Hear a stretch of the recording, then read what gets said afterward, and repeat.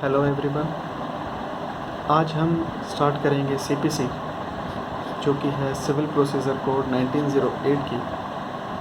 इसमें हम समझेंगे कंप्लीट सीपीसी को, सेक्शन 1 to 58, ऑर्डर 1 to 51, ठीक है, और उसके बाद अपेंडिक्स, जिसमें कि सबसे पहले हम बात करेंगे सीपीसी की ब्रीफ एक हिस्ट्री की, जो कि समझना और जानना हमारे लिए भी और आपके लिए भी बहुत ज़्यादा ज़रूरी है। स्टार्टिंग करेंगे हम हिस्ट्री से कि जो वर्ड सिविल है इसका मतलब क्या है, ये अराइव कहाँ से हुआ। जो सिविल वर्ड है वो अराइव हुआ है द वर्ड सिविलाइजेशन से। सिविलाइजेशन से मतलब कि भाई सिविल राइट्स होते क्या हैं। सिविल राइट्स जो कि ब्लैक्स लॉ डिक्शनरी हमारी लॉ की है वो क्लियर करती है, private rights and remedies sought by civil action और as contrasted with criminal, जिसका मतलब है बेसिकली कि नॉन क्रिमिनल्स जो मैटर्स हैं they are called as civil. इसके लिए हम बात करेंगे कि सिविल के अंदर जो राइट्स हैं वो जीनस होते हैं। हमारे राइट्स पे ही सारी सीपीसी चलती है। अगर आपके राइट्स ही नहीं इन्फ्रिंज होंगे तो सीपीसी एप्लीकेबल करने का कोई मतलब नहीं है। और उसके बाद कि सीपीसी के लिए जो कि एक मेन पॉइंट आता है, CPC will not be followed in which another act is formed. Sorry, क्या मतलब हुआ इस बात का? इस बात का मतलब है कि सीपीसी वहाँ एप्लीकेबल ही नहीं होगी जहाँ पर कोई और प्रॉपर एक्ट के लिए प्रॉपर एक्ट बना हुआ है। कहने का मतलब कि अगर आपका कोई राइट इन्फ्रिंज होता है, सिविल राइट, और उसके ऊपर एक पर्टिकुलर एक्ट है तो उसके लिए सीपीसी अप्लाई नहीं होगी। जिसके लिए की बात उसके बाद आता है, इसके अंदर मैं आपको एक पॉइंट और बताता हूँ जो कि ठीक है। इसके बाद हम डिस्कस करते हैं सेक्शन 9 को, जो कि हमारा बताता है कि भाई सिविल नेचर कैसे होती है, कि जो सिविल सूट्स की होती है वो नेचर होती है, सिविल नेचर होती है। तो all suits of civil nature जो है वो जाएंगे सीपीसी में। और सुप्रीम कोर्ट का एक जजमेंट है वो नोट कीजिएगा, रेव उपमा मेट्रोपॉलिटन REV कैप्स में UPMA मेट्रोपॉलिटन वर्सेस मोरन MORAN मारथोमा MARTHOMA 1985 का सुप्रीम कोर्ट का जजमेंट है।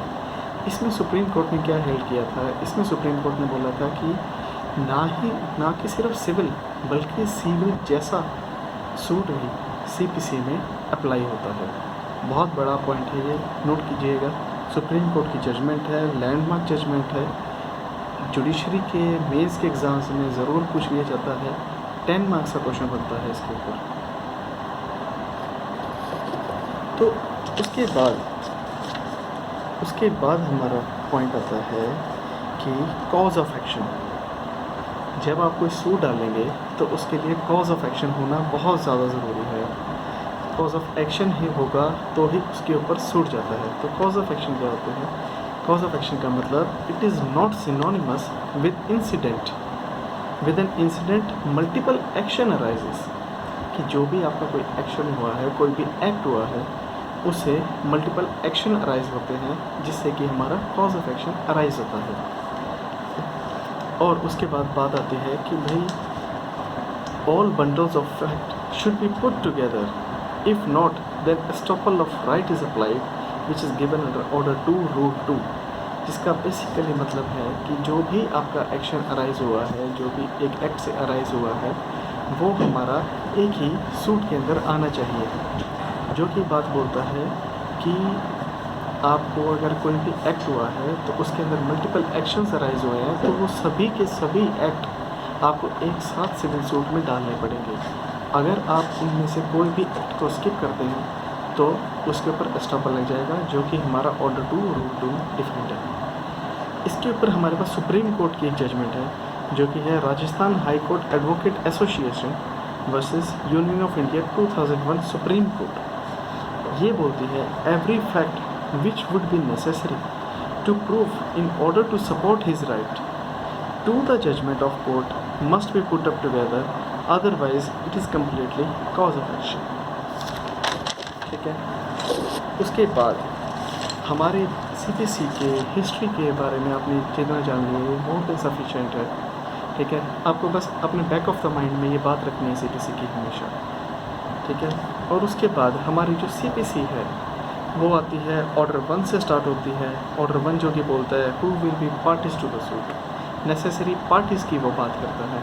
फिर उसके बाद हमारा आता है ऑर्डर 2 जो कि बात करता है कि all claim should be put together under order 2,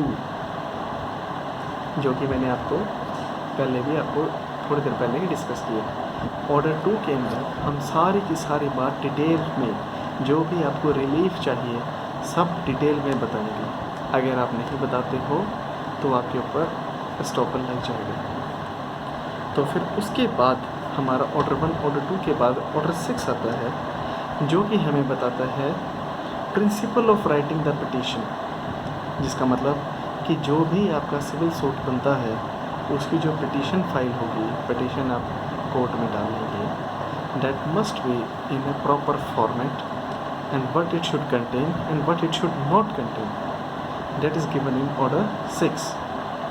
After that, order 7 applies, which says format of the petition, format of the plaint. What will be the format? How you will start? What the plaint will contain? How you will mention the parties? What are the duties of the parties? Okay, all fulfill the 4 orders, the petition becomes the plaint. So, order 1, order 2, order 6 and order 7.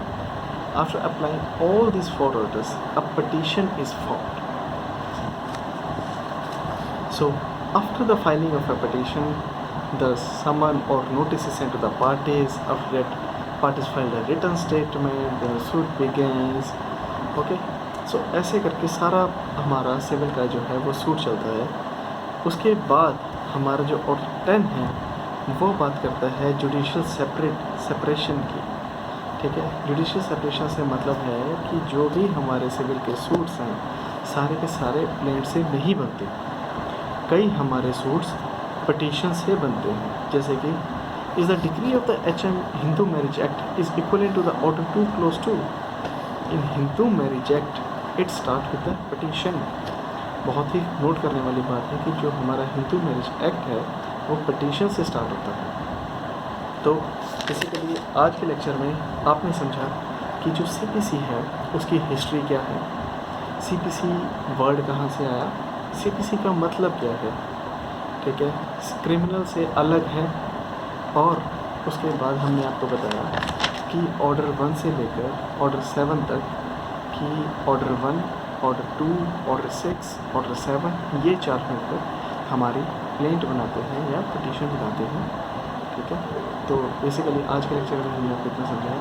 बाकी के में हम आपको और detail में समझाएंगे कि CPC का क्या फॉर्मेट कैसे चलता है. Thank you so much.